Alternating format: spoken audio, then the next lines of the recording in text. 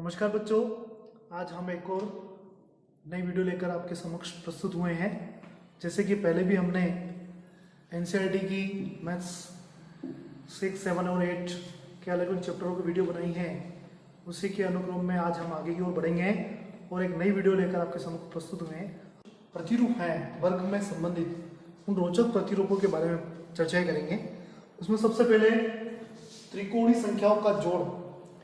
त्रिकोणीय संख्याओं का जो जोड़ होता है वो एक कैसे वर्ग संख्या में कन्वर्ट हो जाता है, बन जाता है, उस पर हम चर्चा करने वाले हैं।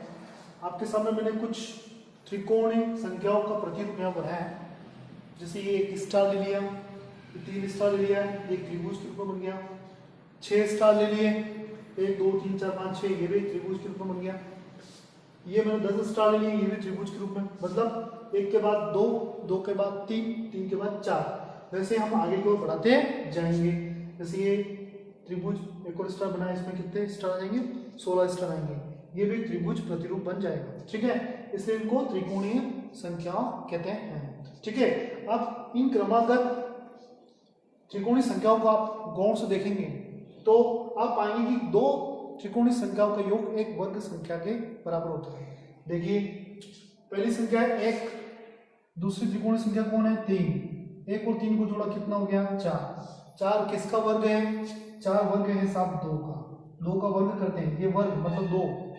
2 की घात 2, घात और घातांक नियम आप कक्षा 7 में पढ़ चुके हैं, ठीक है ना।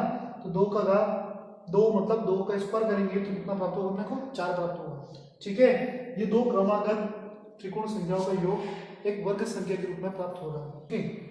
3 और 1 का मैंने बता दिया। अब आगे बढ़ते हैं 3 और 6 का। 3 और 6 जोड़ेंगे तो कितना प्राप्त होगा अपने को? 9 प्राप्त होगा। आपको पता है कि 9 किसका वर्ग है? 3 का वर्ग होता है साहब। किसका वर्ग होता है? 3 का होता है। आगे की ओर बढ़ते हैं, 6 और 10 ले लेते हैं। 6 और 10 लिया, 6 प्लस 10 कितना हो जाएगा? 16। मतलब इस 1 को इस 3 में मिला दिए 4 बन जाएगा। इस 3 को इस 6 में मिला 1 1 2 यहाँ हो जाएगा, कितना हो जाएगा? ये पूरा 9 बन जाएगा, ठीक है।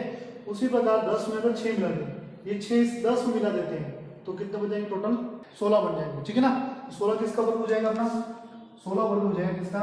4 का वर्ग हो जाएगा, ठीक है। अंतिम के रूप में को देख सकता हूँ, 10 और 15 को जोड़ेंगे, मतलब ये 10 स्टार है, त्रिकोण संख्या है, इनको हम 15 में मिला देते हैं, ये पूरा एक स्क्वायर के बराबर मिल जाता है, ठीक है ना। तो 10 और 15 को हम मिलाएंगे तो कितना बन जाएगा? 25 बन जाएगा। और 25 किसका वर्ग होता है साहब? 5 का वर्ग होता है, ठीक है। तो इस प्रकार जो त्रिकोणीय संख्याएं होती है त्रिभुज के प्रतिरूप में, इन संख्याओं का जोड़ जो होता है, योग जो होता है, वो एक वर्ग संख्या के रूप में होता है, ठीक है ना, ठीक है। और आगे भी ऐसे बढ़ा सकते हो आप। जैसे ये नीचे कितना है? 5 है, तो फिर 6 हो जाएंगे, फिर 7 हो जाएंगे, फिर 8 हो जाएंगे, ऐसे स्टार नीचे बढ़ते जाएंगे, वो प्रतिरूप बनता जाएगा। आप आगे भी पाएंगे कि 2 क्रमागत अगर उस प्रतिरूप को जोड़ते हो, स्टार को जोड़ते हो, तो वो एक वर्ग संख्या के रूप में प्राप्त होती है। आइए आगे की ओर बढ़ते हैं। दूसरा नंबर का हमारा प्रतिरूप आता है वर्ग संख्याओं के बीच की संख्या। कोई भी वर्ग संख्या है जो क्रमागत है, वर्ग संख्या कौन कौन सी? हाँ, हमने थोड़ी देर पहले निकाली, कौन कौन सी? 1 4 9 16 25 36 49, ठीक है, 64 81 100, ये सभी वर्ग संख्या और आगे भी ऐसी चलती रहेगी। अब इन वर्ग संख्याओं के बीच में जो संख्याएं आ रही हैं उनको हम कैसे निकालेंगे? ये कितनी होगी हम कैसे पता करेंगे? जैसे 1 और 4 के बीच में हम पता कर सकते हैं कि 2 और 3 होगी।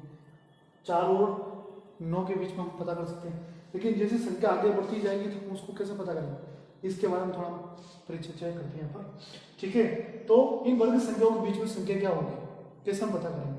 तो आपको ध्यान में रखना है कि जो भी वर्ग संख्या होती है उनको आपस में घटा दीजिए और उसमें से 1 कम कर दीजिए, उतनी वर्ग संख्या उसके अंदर होती है। जैसे उदाहरण के रूप में देखते हैं, 4 और 2, 4 और 1 के बीच में कितनी है?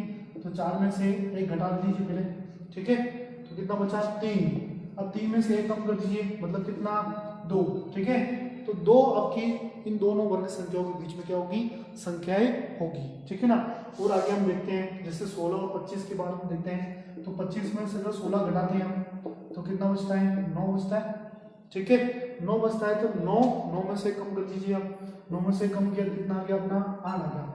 इसका मतलब ये हुआ कि 25 और 16 के बीच में कुल 8 ऐसी संख्याएं होगी जो वर्ग संख्या नहीं है। वो कौन कौन सी होगी देखिए ध्यान से। 16 के बाद कौन सा आता है 17 आता है। 17 के बाद 18, 19, 20, 21, 22, 23, 24 ये संख्या देखिए गिनिए आप 1 2 3 4 5 6 7 8। कहने का तात्पर्य मतलब यहाँ पर यह है कि दो वर्ग संख्याओं के बीच में कितनी संख्याएं होंगी जो वर्ग संख्या नहीं है। तो 25 और 16 के बीच में जो वर्ग संख्याएं हो रही है कितनी होगी टोटल 8 होगी। ठीक है। और भी एक और उदाहरण देकर बता सकता हूँ आपको। जैसे 49 और 64 की बात करते हैं तो 64 में से 49 घटाते हैं, घटाइए कितना बचता है। वही 14 में से 9 घटाए कितने बचे 5 बचे। इसमें कम हो जाएगा 5 में से 4 घटाया कितना बचा एक। 15 संख्या है 15 में से 1 कम कर लीजिए कितना होगा 14। आप पाएंगे कि गिनोगे आप है ना तो 64 और 49 के बीच में कुल 14 संख्या ऐसी होगी जो वर्ग संख्या नहीं है। कहने का तात्पर्य मतलब यही कि दो वर्ग संख्याओं के बीच में कितनी ऐसी संख्या होगी जो वर्ग संख्या नहीं है। तो देखें इसमें 49 के बाद सब क्या आता है 50, 51, 52, 53, 54, 55, 56, 57, 58, 59, 60, 61, 62, 63। ठीक है। अब इन संख्याओं को गिनिए आप 1 2 3 4 5 6 7 8 9 10 11 12 13 और 14। ठीक है। तो आपको ये ध्यान रखना है कि कोई भी दो वर्ग संख्याएं दे रखी है, अगर उनके बीच में संख्याएं पता करनी है जो वर्ग संख्या नहीं है तो उन दोनों का अंतर कीजिए और उसमें से एक कम कर दीजिए। ठीक है। व्यापक रूप में इसको हम यूँ कहें कि कोई एक वर्ग संख्या एक कोई संख्या है n, उसकी अगली वाली संख्या है कोई n+1। ठीक है ना। ठीक है। तो इन दोनों के वर्ग करते हैं, इसका वर्ग किया ये और इसका वर्ग किया ये। ठीक है ना। आप सादी कक्षा में पढ़ चुके हैं बीजी व्यंजक में a+b का होल स्क्वायर वाला सूत्र, उस सूत्र का हम यहाँ पर प्रयोग करने वाले हैं। ठीक है ना। तो n+1 का whole square minus n square जब आप करोगे इसको खोलोगे तो क्या प्राप्त होगा आपको। यहाँ प्राप्त हो जाएगा आपको n स्क्वायर प्लस 2n+1। ठीक है। इसका है ना a+b का होल स्क्वायर वाले सूत्र से। ठीक है। और माइनस क्या आ जाएगा आपका n स्क्वायर आ जाएगा। अब देखिए n स्क्वायर एक प्लस का और एक माइनस का है, दोनों अपने क्या हो जाएंगे कट जाएंगे। तो अपने पास क्या बचेगा, अपने पास फार्मूला बचेगा केवल 2n+1। ठीक है। तो हम यहाँ पर ये कह सकते हैं कि एक n संख्या और एक अगली वाली संख्या n के बाद वाली संख्या, उन दोनों के बीच में वर्ग संख्या में अगर संख्या निकाले है ना जो वर्ग संख्या नहीं है, पता करने के लिए हम लोगों को क्या लिखना पड़ेगा 2n, मतलब जो भी संख्या उसमें 2 का गुणा कर दीजिए, आप डायरेक्टली उसमें उस संख्याओं को पता कर सकते हैं।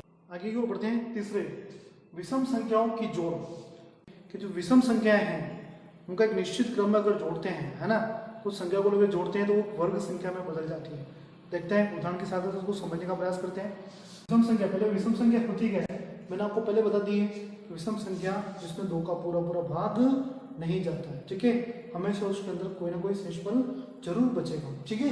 तो विषम संख्या को कौन सी अपनी 1 3 5 7 9 11 इसे वो चलती रहेगी। ठीक है।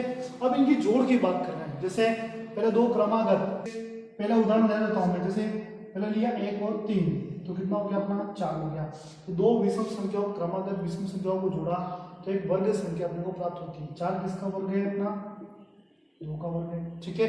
एक और एग्जांपल ले लेते हैं। जैसे मैं ज्यादा संख्या लेता हूँ 1 + 3 + 5 + 7 + 9 + 11 ऐसे जोड़ देते हैं तो ये संख्या क्या प्राप्त होती है। देखिए एक और 9 को जोड़ा कितना हो गया 10, 3 और 7 जोड़ा 10 और 5 10 और 10 कितने 20, 20 और 25, 25 और 11 कितने हो गए 36। कैसे भी आप जोड़ सकते हो, इसका जो योग है वो कितना 36 ही आएगा।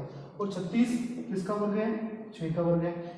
ऐसी और भी आप संख्या ले सकते हो लेकिन उनको क्रमागत लेनी है, किसी को छोड़ना नहीं है। तो तीसरा हमारा प्रतिरूप यही है कि विषम संख्याओं की जोड़ भी एक वर्ग संख्या के रूप में होती है। ठीक है। ये आपको ध्यान में रखना है। तो यहाँ हम कह सकते हैं कि मान लो ये संख्या n तक है ना, n तक अनंत तक अपन इसको ले लेते हैं, पता नहीं कितनी संख्या है, केवल विषम संख्याओं को लेना है। तो हम कैसे कह सकते हैं कि n विषम संख्याओं का योग, n विषम संख्याओं क्रमागत है ना, कौन सी संख्या, क्रमागत योग क्या प्राप्त होगा हमको, n स्क्वायर प्राप्त होगा। ठीक है, जैसे मान लो 5 विषम संख्याओं का योग क्या प्राप्त होगा, तो 5 विषम संख्याओं का योग कितना प्राप्त हो जाएगा, 5 का स्क्वायर, 5 का स्क्वायर कितना होगा, 5 का वर्ग कितना होगा 25। देख लीजिए 5 क्रमागत संख्या कौन सी, 1 3 5 7 और 9, ये मैंने नहीं बताया, उसको जोड़ के देखते हैं।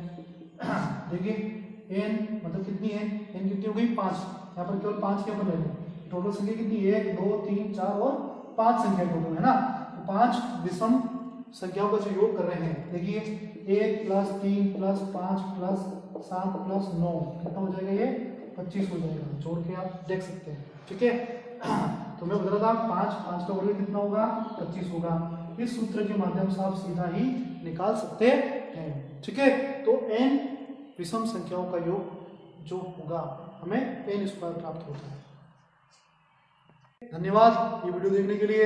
आपको ये वीडियो कैसा लगा, इस वीडियो के बारे में अपने सुझाव या जो भी कमेंट है कमेंट बॉक्स में हमें जरूर बताएं, और कोई भी इस प्रश्नवाली से या इस पार्ट से चैप्टर से संबंधित कोई भी समस्या है तो हमें जरूर बताएं, हम उसका हल आप तक पहुंचाने का प्रयास करेंगे।